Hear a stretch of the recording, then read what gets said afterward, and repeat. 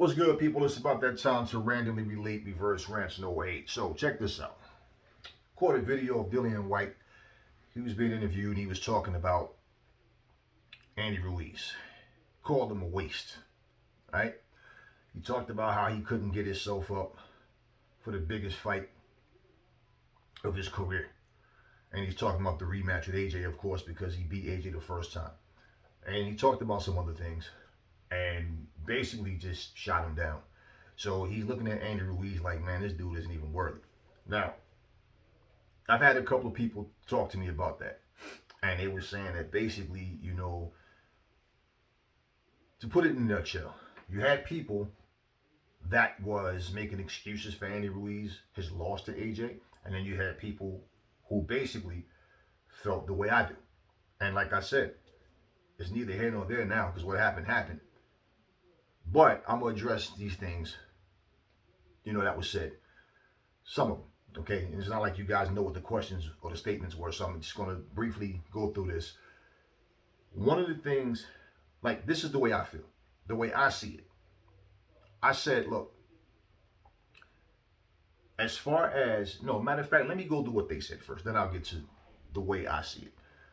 What some people were saying was that, well, yeah, I feel like Andy Ruiz, once he beat AJ, he did it all. It was like, yo, I'm the champ now, so, what is else to look for? And then they're saying that there's other people that feel the same way. And, okay, cool. That's your opinion. That's the way you see it. That's the way you see it. And they also was going to the whole, but he wasn't in shape thing, whatever. All right, stuff already addressed in the last video. So let me say this. If him beating AJ means I accomplished everything, that only makes sense if he retired after that. There's no way that makes any sense that if he felt like that, but I'm going to continue to fight. Because now you're saying, well, I've already beaten AJ and been world champion. So it doesn't matter whether it's my first or second title defense. I'm just going to eat and go in there, and if I lose, I lose. Because pretty much that's what you're saying. If there's nothing else for you to do, there's no more motivation for you. We know that that's bullshit because right now, look at what he did. I mean, he fired his trainer, got with Eddie Reynoso, Canelo, and tried to, tried to reinvent himself and get, rejuvenated with his career. So obviously he couldn't have felt like that. And if he did, I'm pretty sure he said there's a mistake. There's nothing else I can do. I've reached the pinnacle. No. Because one of the biggest attributes that a champion has is defending my title. I mean, it's an accomplishment to get it, yes. But now you have to defend it. I mean, why do you think nobody talks about a guy like Mr. Burn? Nobody talks about Shannon Briggs. He won the title. You know what I'm saying? But if you have a defense or two and win, okay. But then, no. When they look at your climb to get there, and they look at all your wins, okay. But then they look at your title defenses, you had one or two or none at all successful. How did you accomplish everything? So if the goal was, I just want to say I got the title once, okay, then that makes sense. But why go through all of this, trying to lose all this weight, trying to get the best trainers you can possibly get, trying to get in a better camp? What's the purpose of doing all that if you feel like you've already reached the top and did all you could do? I mean, that makes zero sense. Zero sense. So if he felt like that, then that showed him being a very naive guy. Because once you win the title, now you become a target. People who might not have wanted to fight you before you got the title, oh, now you have something that's worth going after. If they lose to you with no title, then they just lost the fight. Come down a notch or two or however many. But if they lose, and it was a championship fight, the same thing happens. But if they win, not only do I get the win, but hey, I got a belt now. I'm the champ now. And this guy, understand, was unified. Unified champion. He didn't fight like AJ did and got one belt at a time. He beat the one guy that was holding 3 titles at one time. He became unified champion. So all in one fight, you had 3 titles. And if that could not motivate you to want to keep the titles, you see what I'm saying? So this is Dillian Whyte's point. And I agree with Dillian that, yeah, the first fight wasn't the biggest fight. Okay? It was and it wasn't. It was because at that point, yeah, Anthony Joshua was the best fighter he fought, was the biggest name, and the unified champion. So it was the biggest in terms of what was at stake. But no, now I beat this guy. I got the titles. I got to do it again. To me, the rematch is the biggest fight. Yes, it's the biggest fight. Why? Because now you have something that everybody else wants, and it's your job to show, I'm the gatekeeper. This is mine. He didn't do that. And he got beat badly. Not to mention, okay, not to make excuses, because I never do make excuses for anybody, but it's no secret about AJ being concussed. We know what the conversation was. We know what happened. So now it's like, well, he's not concussed this time. He's 100%. He boxed, moved. Everybody that said Andy Ruiz lost because he didn't train. And no, it wasn't because AJ fought different and fought smarter, frustrated the hell out of him, tattooed him with a 1-2 all night long. That had nothing to do with it. It was just because he didn't train. No, bull. He trained. And again, in that fight, did he look tired at the end of that fight? Did he like he was gapped? No. He was big and fat then. So at the end of the day, it's like the discipline that you need, okay? The discipline that you need in boxing is vital. And this is why some fighters excel, because they have that discipline and others don't. You could have certain talents but don't have that discipline. He lost that fight, okay? And regardless to what anybody says, it's not going to change what's in the history books. What's done is done. But that's Dillian Whyte's point, and I agree with that. Okay? Winning the title is one thing.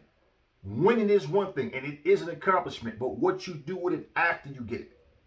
Why do you think they make such a big deal about, who had X amount of title defenses and who did this and who did that? Okay, example, if you ask a person who did Berman Stavern win to get the title, people will be like, I don't know. Who cares? That's what they'll tell you. You ask, who did Shannon Briggs beat to get the title? People will go, I don't remember. Who cares? You understand what I'm saying? Buster Douglas knocked out Mike Tyson. There was never a rematch. But what did he do? Lost it on his very first defense against Evander Holyfield. So who talks about Buster, unless they talk about him knocking out Mike Tyson, who talks about Buster Douglas? And they all say the same things. A lot of it is bias, of course, because he got lucky, it was because of Robin Givens and all this other whatever. Mike was out screwing Japanese women with Bobby Brown and whatever. Your opinions are their opinions. Everybody has their own opinion. But if you look at the logic and all of that, doing something one time, that would be like, for example, look at the Chicago Bulls with their, 2-3-peats back, all right, 2-3-peats. If Michael Jordan only had one championship ring, okay, if him and the Bulls had one ring, not 6, but 1, as great as Michael Jordan was as a competitor, do you think Michael Jordan would get the praise that he gets now? Do you think that he'd be on that pedestal that people put him on if he only had one ring? Think about it. If it wasn't for those 6, and it's not just what they did, but the way they did it as well. So to say that it's after he felt like after he won, it was nothing else to prove. Is that his words or the words of the people watching? I don't know. But if Andy Ruiz felt like that, that's naive, that's stupid. As long as you are in this sport, you got something to prove.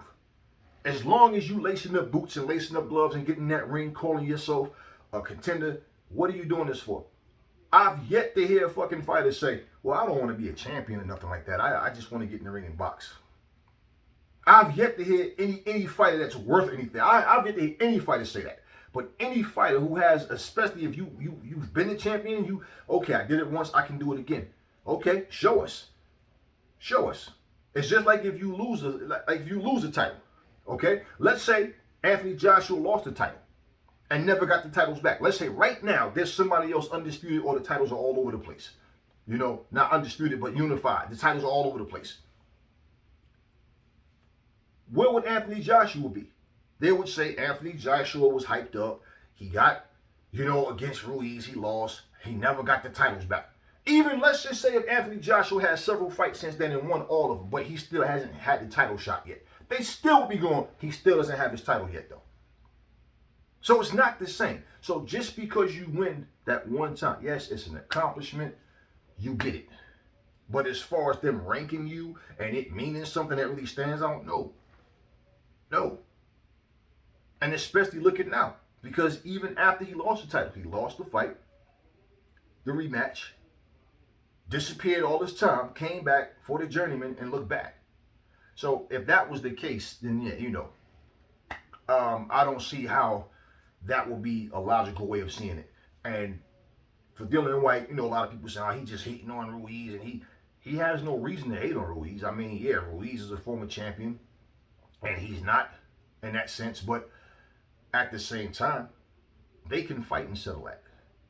You know, Dillian does say a lot of dumb shit. Dillian purposely says a lot of dumb shit. The way he sees things, I don't see eye to eye with Dillian a lot. There's some things I see eye to eye with that he said, and this is one of them. But, you know, at the same time, hating on Ruiz for what?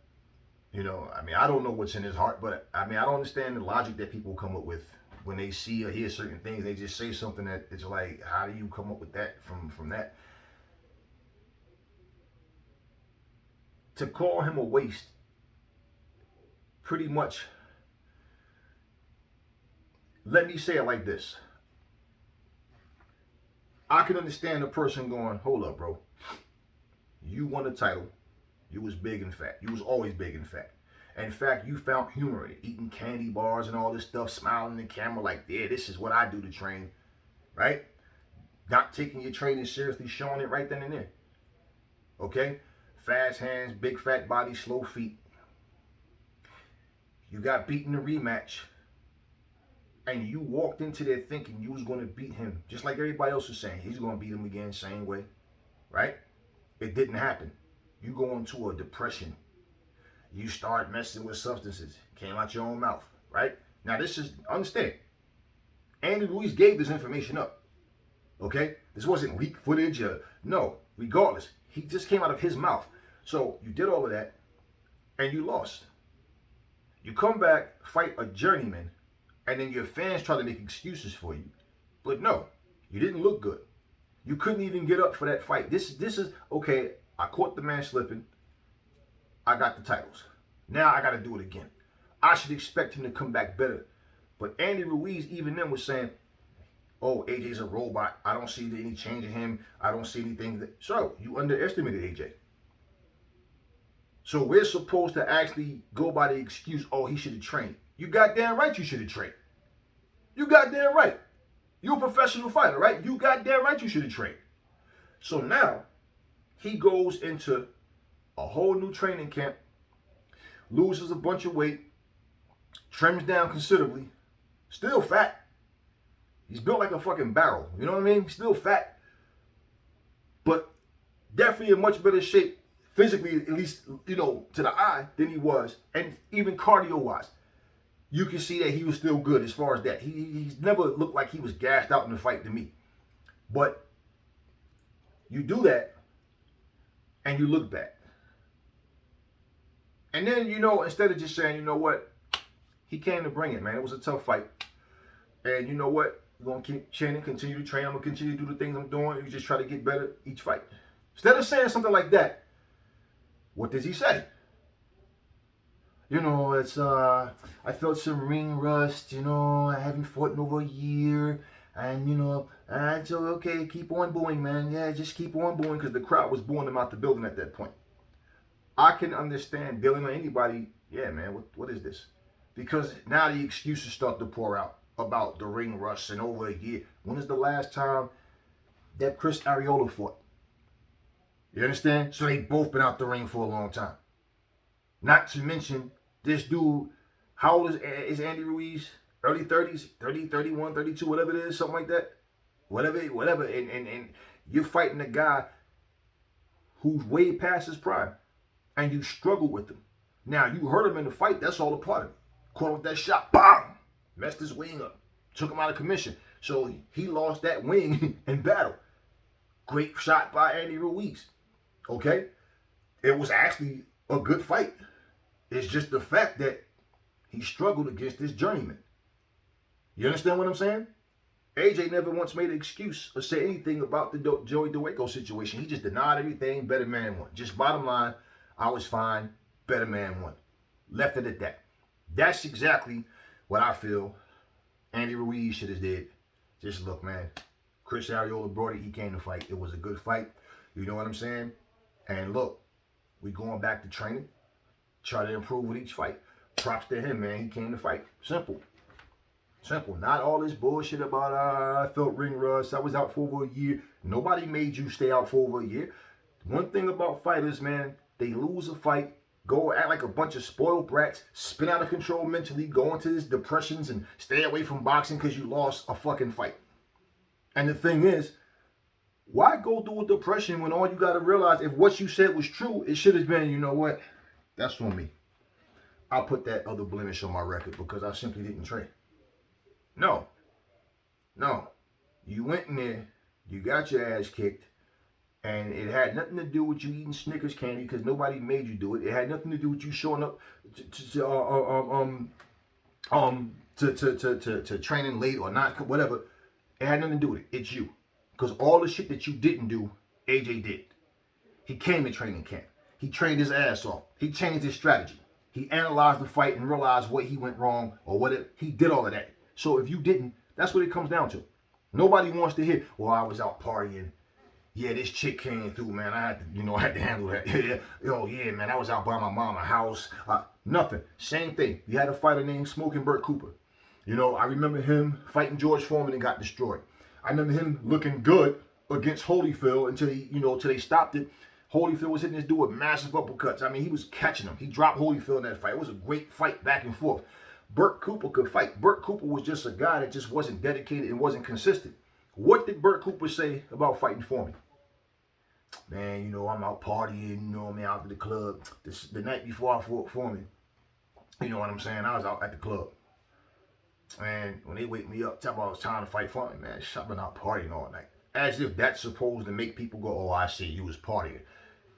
Listen, this is a professional sport. You don't get paid millions of dollars to dig holes and do construction. You don't get paid to stand in the cash register and say, hey, man, I help you. You don't get paid millions of dollars, to work in customer service. Okay? You don't get paid millions of dollars to work in a warehouse. You don't get paid millions of dollars to be a nurse. Okay? You get paid millions of dollars as a fighter.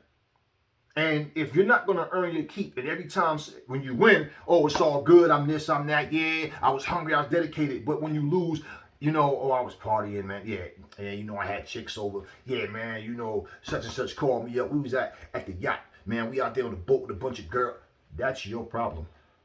I don't even want to hear those excuses. I don't care. Now, your fans can make up excuses and hold on to them. But me, I'm like, nah, you had a job to do. You failed at it. If you failed in the gym, then you failed in the ring. That's on you. The better man won. There's no technicalities, no excuses for that. Muhammad Ali was a guy who fought. And he used to even talk about how he's not worried about this big bum and how I'm not even going to train hard for this guy. If Ali took his training more serious, Ali would have been even better than what he was. Because there's been many times when we've heard news like Ali really didn't train for this guy. So he's dancing around, playing, clowning, and it's like, Ali, come on, man, get this dude out of here, man. You playing around and shaking your head to the crowd and dancing around, man. Get this guy. He had a lot of fights that I just, sometimes, come on, man, you sitting there fast forwarding. Come on, man, damn. Like, when a fight is uneventful because you're not in the shape you need to be in, you're not as sharp as you should be, understand, people paid money to come and get a seat and watch you fight. People paid money on pay-per-view to sit down and watch a fight. Okay, people take time out their schedule to sit up on YouTube and watch videos that pop up about you because they're fans of yours and they want to see you do good and they're rooting for you. And for you to decide you're not going to train, for you to decide that you're not going to do the things that you need to do to be in the best shape of your life, to go out there and fight and win, to do what you get paid to do, then that's on you. You got people who have regular jobs that don't make a lot of money, that will actually, this is Sarah Johnson. I'm calling out sick. Yeah, I'm not really feeling well. I'm using a sick day. I'll be back to work Monday. Thank you. Click. Oh yeah, let me watch this fight. You got people who do that. Let's be real. People will actually miss a day's pay or use their benefit time to sit home and watch you fight, and for you to say, "Oh, I was partying. I was." This is my thing. Oh, I love my fan. No, you don't. No, you don't. That's the politically correct thing to say. If you cared about anything outside of just you making a paycheck and stroking your own ego, you'd understand people are tuning in to watch you. People are making platforms, okay, to talk about boxing. We want to talk about you guys and what's going on, but you guys get offended when somebody speak the truth about what you're doing. I don't care who you are. I don't care how much I like you as a fighter. I don't care if I don't like you as a fighter. I don't care if I don't like you as a person. I don't know any of you guys to say I don't like you personally. I don't know you. I don't like you or dislike you. You're just human beings. I wish you nothing but the best. That's about as far as it goes. At the end of the day, you guys don't take responsibility for your own actions. I could not imagine me having a fight coming up and I'm going to decide I'm not going to train for this fight because I'm Aries. I don't have to train.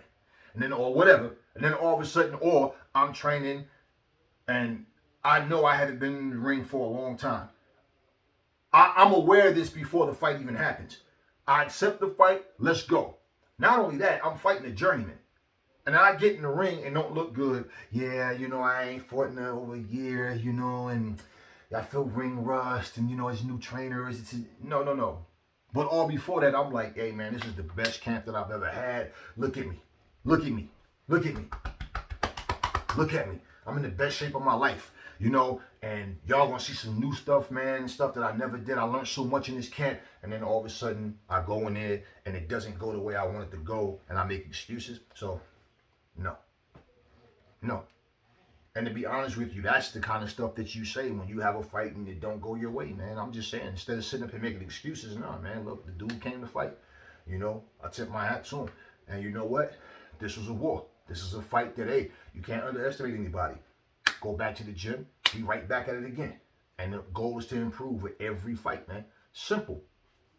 Not no bullshit about I ain't fought in over a year and, no, who cares, man? Neither did your opponent.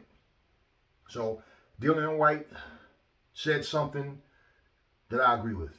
And I understand where he's coming from. And, your opinion is still your opinion. I'm just giving mine. Anyway, that's all I'm going to say in this video. Never fall in love with lies. The truth brings hate out of people. And I will catch y'all on the next video.